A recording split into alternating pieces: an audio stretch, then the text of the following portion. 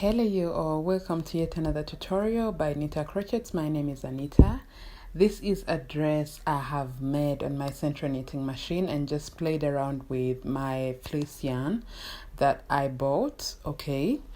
And I thought I needed to share with you guys how to make this dress or how to play around with the previous dress I posted on my YouTube channel. So if you have watched the previous video I posted about a cutout dress, then you just need to watch the ending of this where I actually start to use the fleece yarn.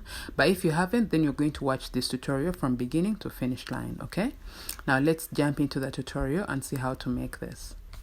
As you can see, first of all, I have my SENTRO knitting machine. I think every time I use this machine I have to explain that I broke my tension lever and my row counter doesn't work. I hope you all just get used to all this, because sometimes most of you will be asking me how many rows did you work for a project. I literally don't know unless I have redone that very same project on my other heavy duty knitting machines, okay? So for this dress, it's very simple. We are just going to be working tubes, nothing more, okay? No panels, nothing more, just tubes. And I'm working with a local yarn brand. It is Seagull, and it is lightweight, okay? And then you're also going to need fleece yarn, this kind of yarn. I don't know its name or brand. I never had, the branding on it.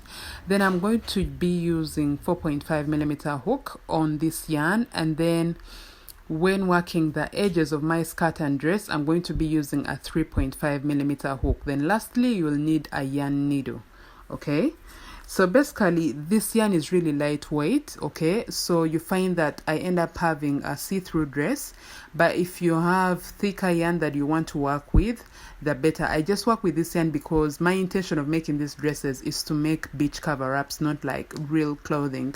Unless someone chooses I should use the other type of yarn or DK yarn, that's when I jump onto that. First things first, we cast on our yarn. It's just getting your yarn strand and going back and forth with every needle.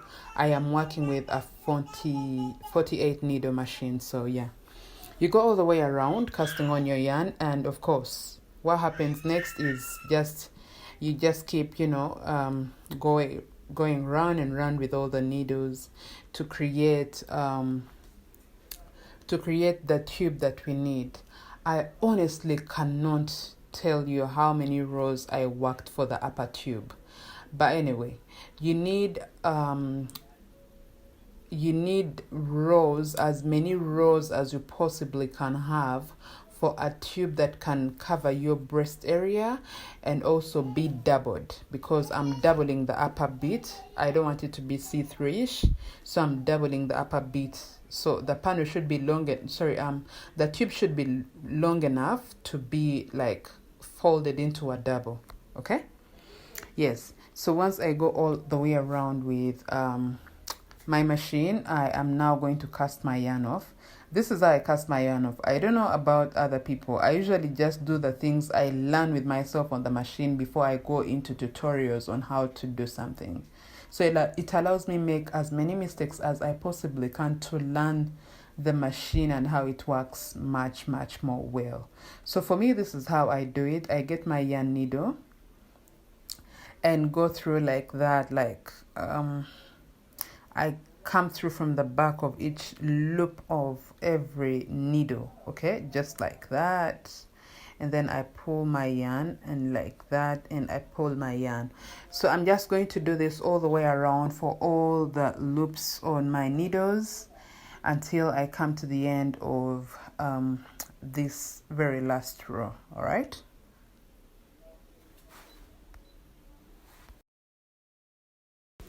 Now what happens, once again, I am going to cast on my yarn and now go all the way around and make as many rows as I need for my maxi skirt, like the lower bit of my dress, okay? So just go around, make as many rows as possible. I believe your project will be much more longer than this. And then after you cast off your yarn, so we shall have 2 tubes, okay? So you can see that I have this tube. It's really long, and this is what I'm using for my lower bit of the dress. I have managed to work single crochets all the way along the edge of both the bottom and the top, okay? So I haven't showed you how to do that, but then I'm going to use my second tube to show you how to work your single crochets along the bottom and top. So you see that we have also this short tube, and this is what I'm using for my bust, okay? Now, as you can see, it looks long, but it's long because I'm doubling it, okay? I'm going to fold it like that, so that in that way, it is doubled. So what happens is, what I'm going to be left with is just enough to cover up my breast area, okay? And I am doubling it because I don't want the I don't know, like, okay, if you look at the bottom of my dress, it looks a little bit transparent, and I don't want to have that at the top bit of my dress.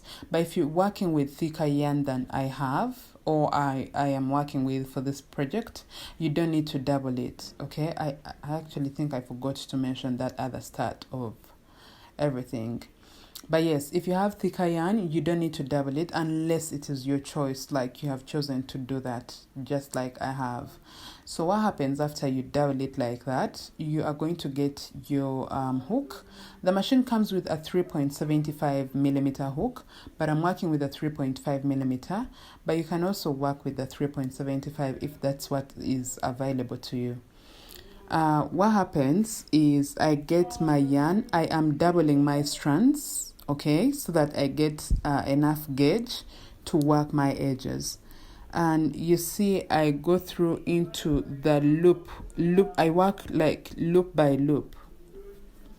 I don't know if it is clear to you, but I work loop by loop, just like you see it on the SENTRO knitting machine with the needles all the way going round.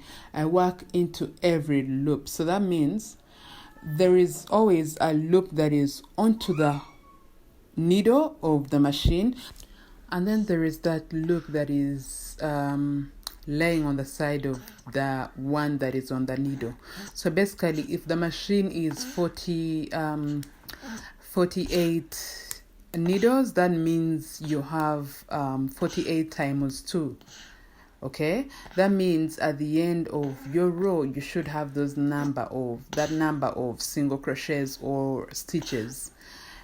I hope you get my point. So basically, 48 times 2 is 96. So the least number of stitches that you should have all the way going round is 96. Okay, to get a more flary effect or more looseness around the hem or edge of your skirt or top, that means you'll work more stitches. That means in some loops you'll be working more single crochets than you should have, maybe like 2 single crochets, then the next you'll work 1 single crochet. So in that way, at the bottom of your skirt, you'll have more room for, walking or stretching. All right, but all in all, for the loops that we have on a row, for the loops and stitches that we have on a row, those are the number of stitches I would expect one to have. Okay, so once you are done going all the way around with your stitches, this is what you are going to do. That means you have single crochets around the edge of both the skirt and the tube or the upper bit of our dress. Okay, so once you have that, this is what you shall do next. You will get your upper tube or the tube for our top, and then the tube for our skirt, and get just a point of it, because we just need to attach just a small point of it to the bottom bit. Okay, so you just get your yarn needle and run through the stitch that is in line with that stitch that is of the tube for the top. And now you just start hand sewing. We need to just hand sew about 6 to 8 stitches, okay, to attach 6 to 8 stitches all together, so that we have our, cutout effect complete. You don't need to like attach a long piece, okay?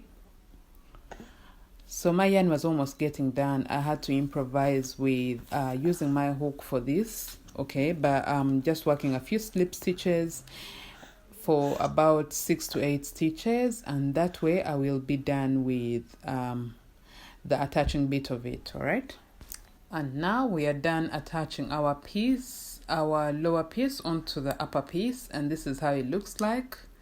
I just figured I had to turn this in out, so I'm just going to turn the upper bit so I get exactly what I'm looking for, just like that. So yeah, it's done and complete. When I first made this dress, my client was like, I don't like the seam because it appears like it is not done well, just like you saw the very first green dress. Okay, and then she suggested to make a knot of it, to make like a knot, and I figured that also works very well. So yes, if you want to make a knot as well and not leave and not have the seam line like appear while you joined your piece appear, then you can just make a knot just like this, and that way you still have that cutout effect. So from here, what I am going to do is I am going to be working my edges around the cutout.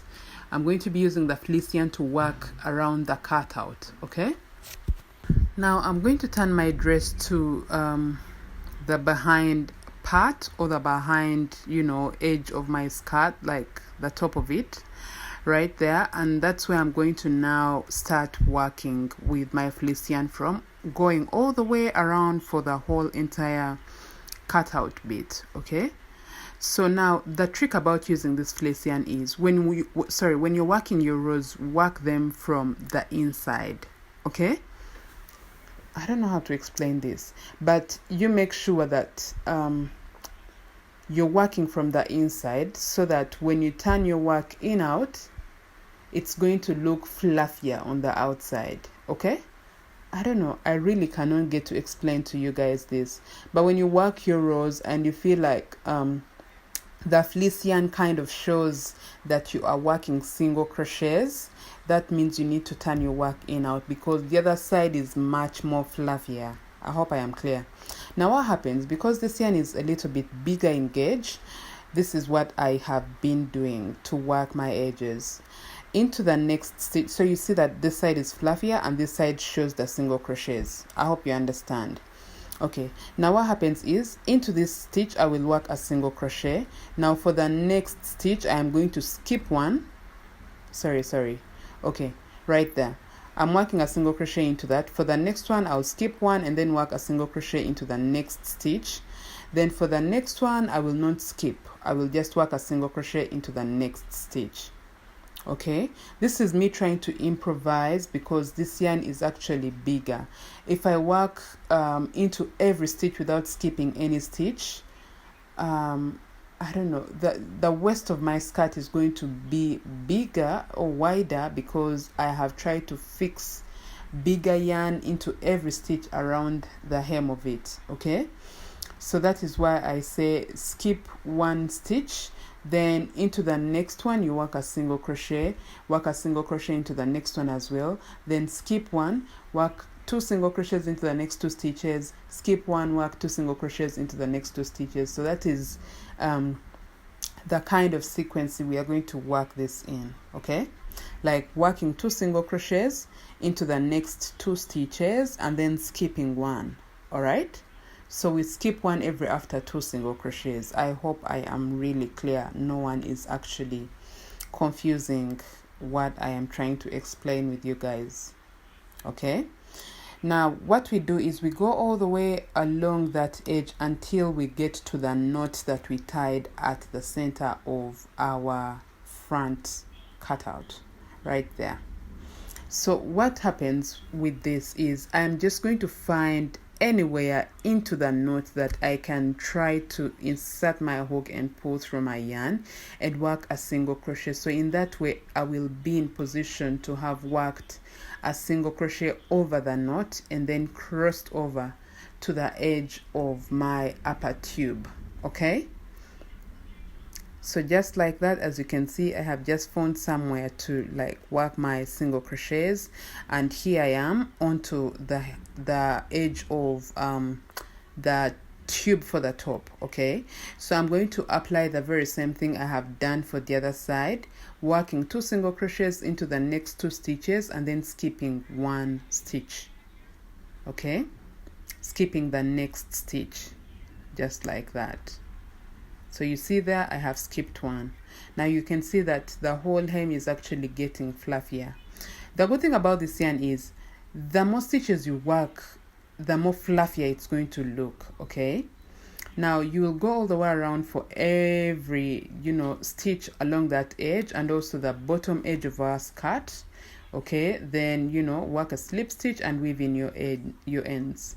Now this is how it looks like. My bottom is worked and the edge of my cutout is also worked. So what happens here, I am going to get my fleece yarn steel and make a slip knot, work a few chains just for a string that is going to go all the way to my halter top. And once you have that string, you're just going to get your yarn or your string and run it in what could be like the center at the top of your dress right there, and you will just pull it all the way to the back of your neck and make a knot, and in that way your dress is complete, it's fully done, and it is perfect. Okay, this is how simple SENTRO knitting machine projects are. Really simple, really fast. Okay, and this is how my dress looks like. That was really simple. Okay, guys, thank you so much for watching. I hope to see you in my next SENTRO knitting projects. Goodbye.